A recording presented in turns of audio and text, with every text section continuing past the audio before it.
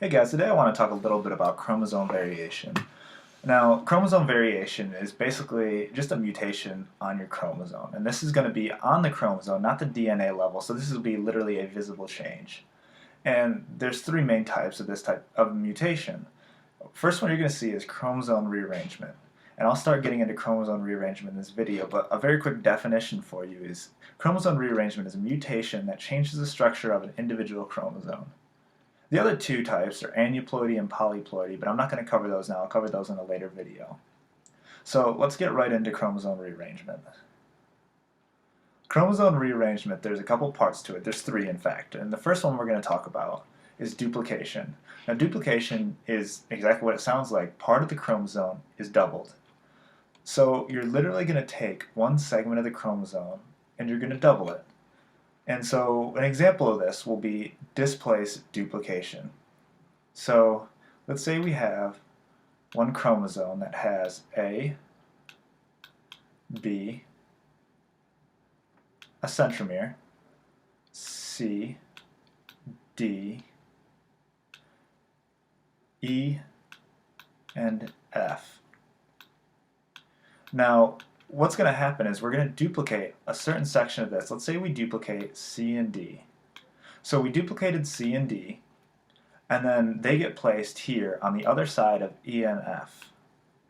So we have C and D, again, in this exact same order, C then D, C then D, but with this EF in between. Now this is important to note, that we have an EF in between the C and D. This is how you know it's a displaced duplication. So when it's displaced, you'll find that the duplicated segment is not adjacent to the segment that it was duplicated from. So again, we have CD, one segment in between, and then again the duplication. It doesn't have to be necessarily one segment. It could be even on a different chromosome that it was paired with. So that's a type of displaced duplication. The next we have tandem duplication. So tandem duplication, if you can't guess, is when you take a chromosome, let's say it's AB again, AB, with your centromere, you have your CD, again, then you have a CD, and then you get your EF. So unlike in your displaced duplication, EF. So unlike in your displaced duplication, in tandem duplication, what you're going to see is your duplicated segment is directly adjacent to the segment from which it was duplicated.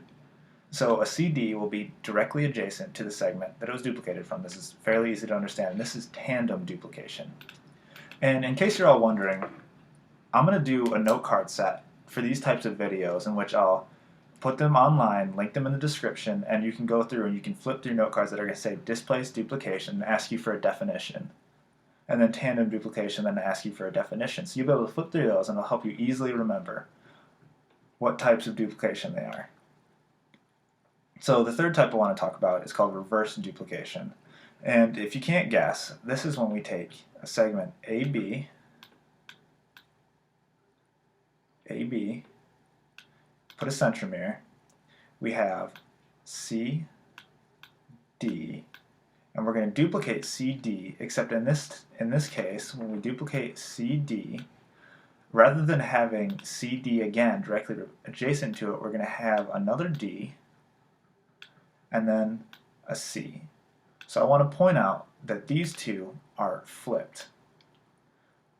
So you have CD, then DC, and then you'll have your E and F.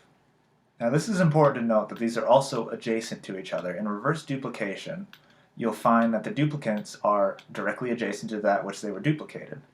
So this is what we call reverse duplication. So again, let's review. Displaced duplication, you'll have your duplicate not adjacent to the thing that duplicated it. In tandem duplication, your segment will be adjacent to the segment from which it was duplicated. And in reverse, it'll be just the opposite direction, again, right next to or adjacent to the section from which it was duplicated. So now I want to cover some effects of duplication. Now, when you're thinking about a chromosome, you're thinking about something that looks a little bit like this. Let's just say we have our P arm, we have a centromere. Let's see if I can make that smaller.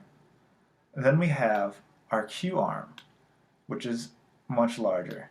Now, what you're going to find in your duplication is you're going to be adding a segment of, basically adding a segment of information to this. But unfortunately, for replication, they have to be paired. So you'll find that you'll have a paired chromosome, and in order to adjust to this increase in size, you'll see formations of loops.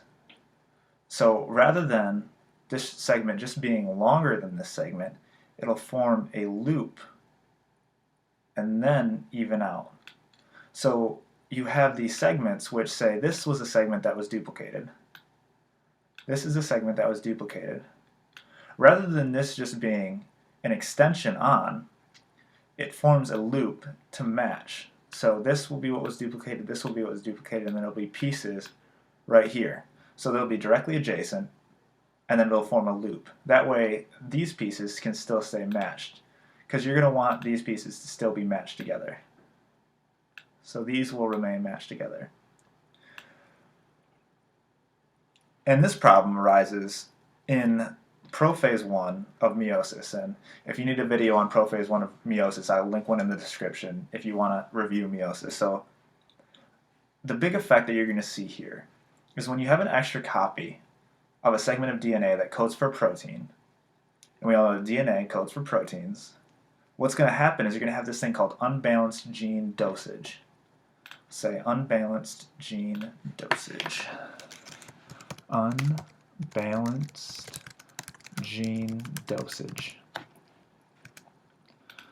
So put this right here. Unbalanced gene dosage. So what happens here is you have something that produces a protein. Let's say this produces a protein that produces testosterone.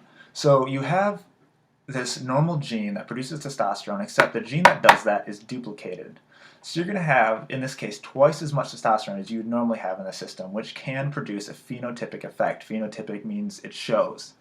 In some cases, it produces no effect. There is literally no difference in the body of this mutation than the body of if it didn't have this mutation. But sometimes you'll find a phenotypic effect of this type of duplication. And in the next video, I want to cover deletion. But for now, we're going to stop with just duplication.